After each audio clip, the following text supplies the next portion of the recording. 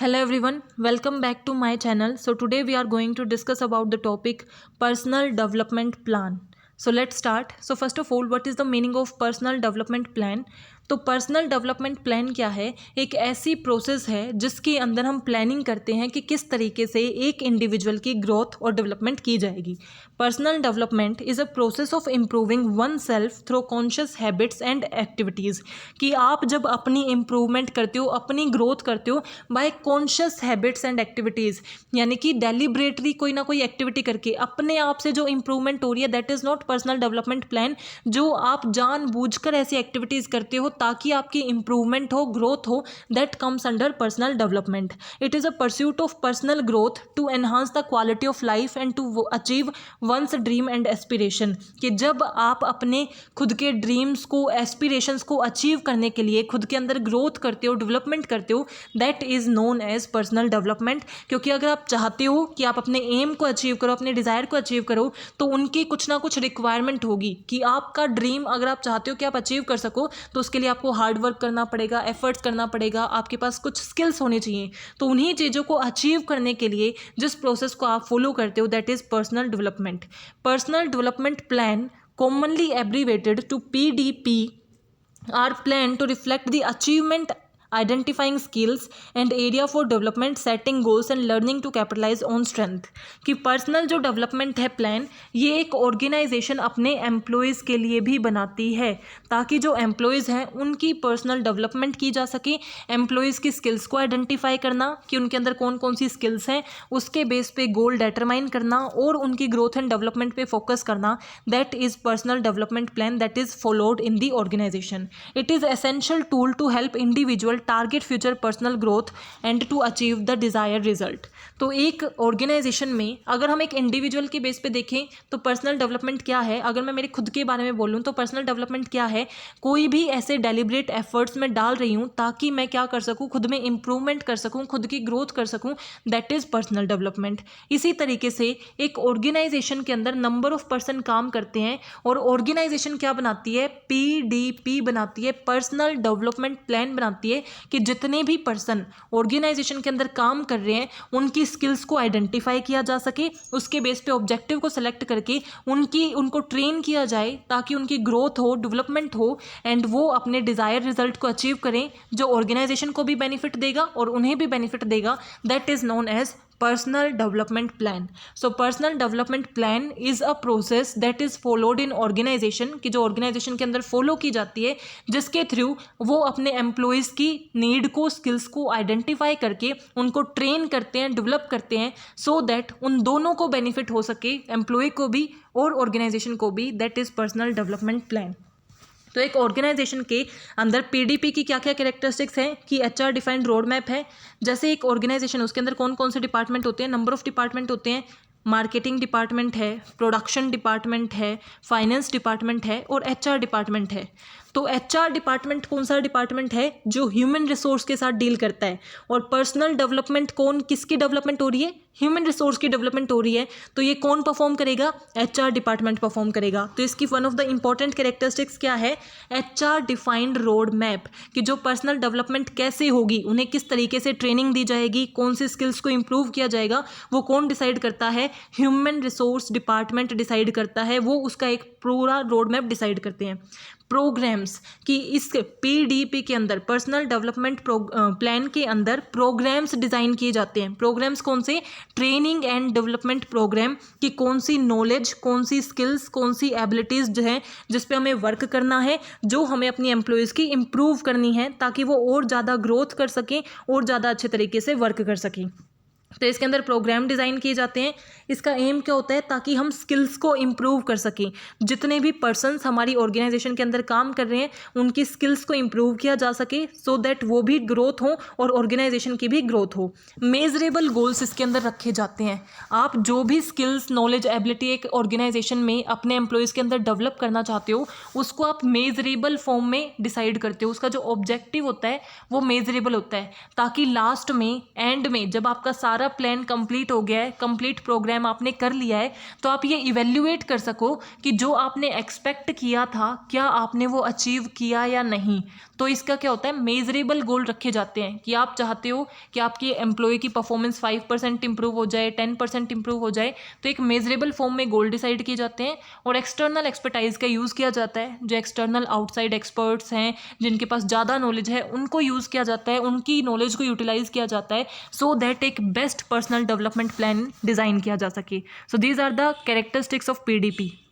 Now what are the objective of development plan, कि एक organisation personal development plan बना रही है अपने ऑर्गेनाइजेशन के अंदर जितने भी एम्प्लॉयज़ वर्क कर रहे हैं उनके लिए, तो उसके पीछे उसके क्या ऑब्जेक्टिव हैं, उनका क्या पर्पज़ है कि उन्होंने डेवलपमेंट प्लान क्रिएट किया। So first is improve performance in current job. अगर आप अपने एम्प्लॉय की डेवलपमेंट पे फोकस कर रहे हो, उनकी ग्रोथ पे फोकस कर रहे हो, तो इसका मतलब आप क्या कर रहे हो, उनकी नॉलेज को इम्प्रूव कर रहे हो, उनकी स्किल्स को इम्प्रूव कर रहे हो और उनकी एबिलिटीज़ को इम्प्रूव कर रहे हो। अब एक ऑर्गेनाइजेशन के अंदर काम करने वाले एम्प्लॉयज़ की अगर नॉलेज, स्किल और एबिलिटी इम्प्रूव होगी तो उसका बेनिफिट डायरेक्टली ऑर्गेनाइजेशन को ही मिलेगा, क्योंकि वो और अच्छे से परफॉर्म करेगा, उसकी प्रोडक्टिविटी इंप्रूव हो जाएगी, परफॉर्मेंस इंप्रूव हो जाएगी। तो इसका मतलब आप अपने ऑर्गेनाइजेशन में काम करने वाले एम्प्लॉयज़ की करंट जॉब में परफॉर्मेंस को इम्प्रूव करना चाहते हो, ये आपका ऑब्जेक्टिव है डेवलपमेंट प्लान के बिहाइंड। या फिर sustain performance in current job, कि वो पहले से अच्छा परफॉर्म कर रहे हैं, तो with the help of development plan आप करते हो कि उनकी स्किल्स को और ज़्यादा इम्प्रूव कर देना, और ज़्यादा इन्हांस कर देना, ताकि जैसा जितना अच्छा वो अब परफॉर्म कर रहे हैं हमेशा वो वैसे ही परफॉर्म करते रहें, हमेशा उतना ही ऑर्गेनाइजेशन में कंट्रीब्यूट करते रहें। इस चीज़ के लिए आप डेवलपमेंट प्लान बनाते हो। Prepare employees for advancement. Advancement यानी कि फ्यूचर आने वाले टाइम में हो सकता है उनका प्रमोशन हो, उनको कोई एग्जीक्यूटिव पोजीशन मिल जाए, तो आप जिस जॉब पे करंटली वर्क कर रहे हो अगर उससे बड़ी वाली जॉब आपको मिल रही है, उससे एडवांस जॉब आपको मिल रही है, तो ऑब्वियसली आपके पास जो करंट नॉलेज है उससे ज़्यादा नॉलेज आपके पास होनी चाहिए फॉर न्यू जॉब, फॉर और बेटर जॉब। तो आपको बेटर जॉब के लिए, एडवांसमेंट के लिए नई नॉलेज, नई स्किल्स और नई एबिलिटीज़ को सीखना पड़ता है, जो किसके थ्रू हम डेवलप कर सकते हैं, with the help of development plan. Enrich the employ work experience. अगर आप एक ऑर्गेनाइजेशन में काम कर रहे हो जो आपकी ग्रोथ पे, आपकी डेवलपमेंट पे फोकस करती है, तो आपका वर्क एक्सपीरियंस क्या हो जाता है, और ज़्यादा बेटर हो जाता है। आपके जो व्यूज़ हैं उस ऑर्गेनाइजेशन के रिगार्डिंग वो और ज़्यादा फेवरेबल हो जाते हैं, एंड सेंस ऑफ बिलोंगिंगनेस, एक कनेक्टिविटी एक ऑर्गेनाइजेशन के साथ बन जाती है। That is also the objective of development plan.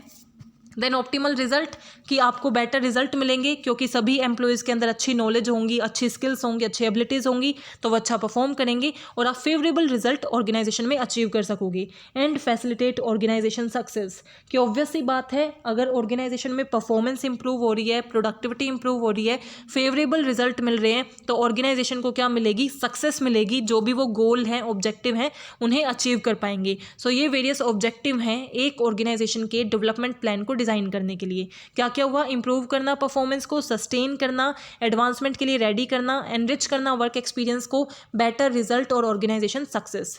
Now कौन कौन सी एक्टिविटीज़ यूज़ की जा सकती हैं एम्प्लॉयज़ को डेवलप करने के लिए, उनकी ग्रोथ के लिए। तो first is on the job training. आप उन्हें दे सकते हो कि जॉब करते टाइम ही उसके साथ साथ ही आप उसे ट्रेनिंग दे रहे हो। वो कैसे दे सकते हो, उन्हें कोई ना कोई असाइनमेंट्स दे के, अंडर स्टडी अपने अंदर में, आप मान लो हाई लेवल पे वर्क करते हो, आपके अंदर एक एम्प्लॉय है, तो इसको ट्रेनिंग देने के लिए आप क्या कर सकते हो, हमेशा अपने साथ रखो ताकि वो देख सके कि किस तरीके से मीटिंग की जाती है, किस तरीके से क्लाइंट्स के साथ डील किया जा सकता है। तो ये सारी चीज़ें क्या हैं, ड्यूरिंग जॉब आप ट्रेनिंग दे के उनको डेवलप एंड ग्रोथ प्रोवाइड कर सकते हो। कोर्सेज, कि आप उन्हें किसी एक पर्टिकुलर कोर्स में एडमिट करा सकते हो कि वो एक पर्टिकुलर स्किल्स को पाने के लिए, मान लो कम्युनिकेशन स्किल्स के कोर्स में आप उन्हें एडमिशन दिला दो, लीडरशिप स्किल्स के कोर्स में एडमिशन दिला दो, तो वो कोई ना कोई कोर्स प्रोवाइड करके भी आप उनकी ग्रोथ कर सकते हो। देन सेल्फ गाइडेड रीडिंग, कि वो खुद से रीडिंग करें, ऐसी चीज़ों को पढ़ें जिससे उनकी ग्रोथ एंड डेवलपमेंट हो सके, इस तरीके से भी उनको डेवलपमेंट किया जा सकता है। और मेंटरिंग, कि आप जो एम्प्लॉयज़ हैं उनके लिए एक मेंटर का रोल प्ले करो, एक आइडियल का रोल प्ले करो, जो उन्हें गाइडेंस प्रोवाइड कर रहा है, जो उनकी मेंटरिंग कर रहा है, जहाँ पे भी उन्हें प्रॉब्लम आ रही है उन्हें सोल्व कर रहा है, उन्हें ये एडवाइस कर रहा है, जिसके थ्रू क्या कर सकते हो आप उनकी डेवलपमेंट कर सकते हो। क्योंकि आपके एम्प्लॉयज़ मान लो आपसे पूछ रहे हैं, उन्हें कोई दिक्कत हो रही है, तो वो आपसे पूछेंगे, आपकी लर्निंग उनके हेल्प आएगी और वो और ज़्यादा बेटर एक्सपीरियंस्ड होते जाएंगे। सो मेंटरिंग के थ्रू आप डेवलपमेंट कर सकते हो। अटेंडिंग अ कॉन्फ्रेंस अटेंड करने से भी डेवलपमेंट होती है कि आप अलग अलग तरीके की नेशनल इंटरनेशनल कॉन्फ्रेंसेस को अटेंड करो, जो लीडरशिप के रिगार्डिंग है, जो डिसीजन मेकिंग के रिगार्डिंग है, ताकि वैरायटी ऑफ स्किल्स को क्या किया जा सके, एनरिच किया जा सके, डेवलप किया जा सके। गेटिंग अ डिग्री, अगर आपकी जॉब और एम्प्लॉयज़ को आने वाली जॉब के लिए ज़्यादा डिग्रीज़ की रिक्वायरमेंट है, मान लो MBA या फिर कोई भी ऐसी डिग्री जो आपको लगता है कि मोस्ट सूटेबल है आपके एम्प्लॉयज़ के लिए, उनको उन डिग्री में एडमिशन दिलाओ और उनको उसमें हेल्प करो। That is getting a degree. Job rotations आप कर सकते हो कि एक जॉब से दूसरी जॉब पे, दूसरी से तीसरी जॉब पे, ताकि हर एक जॉब के रिगार्डिंग एम्प्लॉय को नॉलेज हो जाए, तो ऑब्वियसली उनकी स्किल्स डेवलप होंगी और उनकी डेवलपमेंट होगी। एंड टेम्प्रेरी असाइनमेंट आप उन्हें दे सकते हो कि टाइम टू टाइम उन्हें नए नए असाइनमेंट देते रहना, नए नए वर्क स्टडी के काम देते रहना, जिसके थ्रू क्या हो सकती है, उनके अंदर variety and diversified of knowledge and skill आएगी एंड उनकी ग्रोथ एंड डेवलपमेंट होगी। Now what is the process of development plan? Process of personal development planning is, सबसे पहले इंडिविजुअल और मैनेजर प्रिपेयर करते हैं कि उन्हें डेवलपमेंट पे फोकस करना है।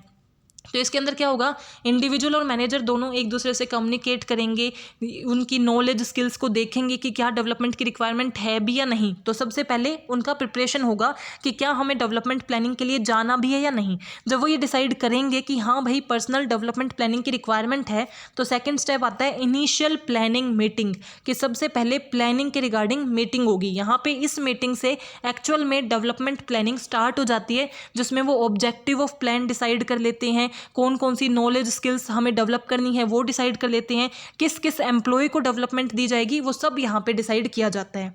उसके बाद जो जो डिसीजन हुए हैं उसके बेस पे एक ड्राफ्ट प्रिपेयर किया जाता है। ड्राफ्ट क्या है, जो भी फाइनलाइज नहीं हुआ है बट एक ओवरव्यू है कि इस एम्प्लॉय, जो यहाँ डिसाइड हुआ है कि किस एम्प्लॉय की डेवलपमेंट होगी, किस टाइम पीरियड में डेवलपमेंट होगी, कौन सी नॉलेज स्किल्स एंड एबिलिटीज़ को किया जाएगा, इंप्रूव किया जाएगा, कौन डेवलपमेंट करेगा, हम कौन सा मेथड यूज़ करेंगे। सो उसके रिगार्डिंग एक ड्राफ्ट, एक ओवरव्यू प्रिपेयर कर लेना। अब उस ड्राफ्ट को टॉप अथॉरिटी को देना, जो क्या करेंगे, उन्हें रिव्यू करेंगे, उसको पढ़ेंगे, उसे देखेंगे कि कहीं किसी ड्राफ्ट में कोई कमी तो नहीं है। अगर उन्हें लगता है कि यहाँ पे चेंजेस की रिक्वायरमेंट है तो वहाँ पे वो मॉडिफिकेशंस कर देंगे और फिर उस ड्राफ्ट को फाइनलाइज कर दिया जाएगा। अथॉरिटी उसे साइन कर देगी और डेवलपमेंट प्लान को फाइनल कर दिया जाता है। अब वो फाइनल हो गया तो नेक्स्ट स्टेज क्या होगी, उसे इम्प्लीमेंट करना, एक्चुअल में एग्जीक्यूट करना।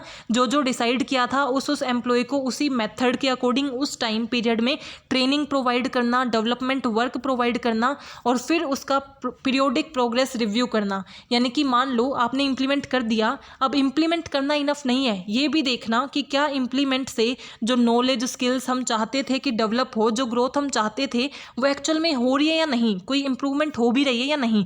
इस चीज़ को चेक करने के लिए आपको क्या करना पड़ेगा, पीरियोडिक प्रोग्रेस रिव्यू, कि कैसी प्रोग्रेस हो रही है, काम कैसा चल रहा है, उसे रिव्यू करना, इवेल्युएट करना। अगर कोई कमी नज़र आती है तो करेक्टिव एक्शन लेना। And then preparation of new development plan, क्योंकि जो डेवलपमेंट है वो एक ऑन गोइंग एक्टिविटी है।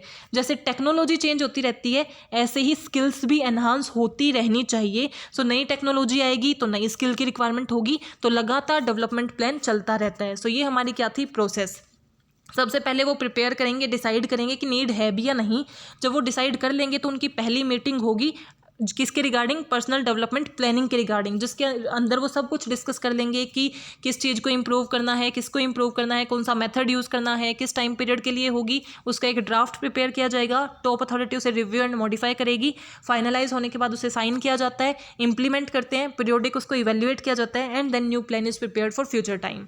Now benefit of employ development, कि अगर हम एम्प्लॉयज़ की डेवलपमेंट कर रहे हैं, उनकी ग्रोथ कर रहे हैं, तो उसकी क्या क्या इंप्रूवमेंट होंगी या क्या क्या बेनिफिट्स होंगे। फर्स्ट इज उससे प्रोडक्टिविटी इंप्रूव हो जाएगी, क्योंकि हमारे एम्प्लॉयज़ की नॉलेज स्किल्स एबिलिटी बढ़ रही है तो वो और ज़्यादा अच्छे से परफॉर्म करेंगे, तो उनकी प्रोडक्टिविटी बेटर हो जाएगी। रिटेन एम्प्लॉयज़, वो सेटिस्फाई फील करेंगे, वो मोटिवेटेड फील करेंगे, उन्हें लगेगा कि ऑर्गेनाइजेशन उनकी ग्रोथ एंड डेवलपमेंट के बारे में सोच रही है, तो वो ज़्यादा मोटिवेट हो जाएंगे और ऑर्गेनाइजेशन को छोड़ के नहीं जाएंगे, उसी ऑर्गेनाइजेशन में बने रहेंगे। एक बेटर और पॉजिटिव वर्किंग एनवायरनमेंट क्रिएट करती है। क्योंकि अगर आपको ये लगता है कि आपकी ऑर्गेनाइजेशन अच्छी है, वो आपके लिए सोचती है, तो आपका क्या हो जाता है, एक सेंस ऑफ बिलोंगिंगनेस डेवलप हो जाता है, एक कनेक्टिविटी ऑर्गेनाइजेशन के साथ डेवलप हो जाती है, जिससे आप पॉजिटिव थॉट्स में रहते हो, जो बेटर वर्किंग एनवायरनमेंट को क्रिएट करता है। आपकी मोटिवेशन एंड मोरल जो है एम्प्लॉयज़ की वो इंप्रूव हो जाएगी, ज़्यादा मोटिवेटेड रहेंगे, हाईली डेडिकेटेड रहेंगे, ऑर्गेनाइजेशन की ओवरऑल परफॉर्मेंस इंप्रूव हो जाएगी, ऑर्गेनाइजेशन की सक्सेस होगी, क्योंकि बेटर ऑप्टिमल रिजल्ट आएंगे तो आप अपनी ऑर्गेनाइजेशन के गोल को अचीव कर पाओगे। और इसकी हेल्प से आप सक्सेशन प्लानिंग भी कर सकते हो। सक्सेशन प्लानिंग का मतलब क्या है, ऐसा तो है नहीं कि जो आपके अब एग्जीक्यूटिव्स हैं या जो एग्जीक्यूटिव पोजीशन पे एम्प्लॉय वर्क कर रहे हैं, पर्सन वर्क कर रहे हैं, वो हमेशा आपके ऑर्गेनाइजेशन में रहेंगे। एक टाइम के बाद वो रिटायर होंगे, ऐसा भी हो सकता है कुछ सडन ऐसे इंसिडेंट हो जाएं कि उन्हें रिप्लेस होना पड़े।